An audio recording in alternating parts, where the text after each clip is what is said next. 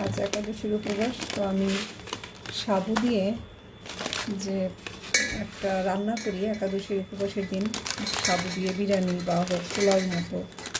অনেকেই জানতে চান কোন সাবুটা কোথা থেকে সংগ্রহ করি, কিভাবে করি। এই যে সাবুটা আমি দেখাচ্ছি, এই যে এরকম প্যাকেট কিনে নিয়ে আসি। আর এই যে সাবু বাজারে 2 রকম পাওয়া যায়। একটা হচ্ছে একটু নরম, সেটা হচ্ছে কাসাবা থেকে সাবু তৈরি হয়, সেটা হচ্ছে নরম। আর এই সাবুটা হচ্ছে একটা বড় ধরনের পাম জাতীয় গাছের ভিতরের যে শ্বাস থাকে, বা মানে কলার থোড়ের মতো যে ভিতরে স্টেম থাকে, সাবু গাছেরও ওরকম একটা স্টেম থাকে, সেই স্টেম থেকে এই সাবুদানাটা তৈরি করা হয়। এই সাবুদানাটা অনেক শক্ত ক্রিস্টালের মতো।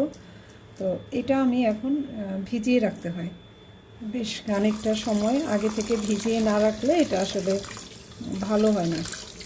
এটা গতকাল রাত্রে যদি আমি ভিজিয়ে রাখতাম সবচেয়ে ভালো হতো, কিন্তু ভুলে গেছি। তাই আমি যেটা করব, এখন একটু গরম পানি দিয়ে, এটা ঠান্ডা পানি দিলাম, এবার গরম পানি দিয়ে ভিজাবো। এটা ভিজানো থাকলে তারপর এটা রান্না করব।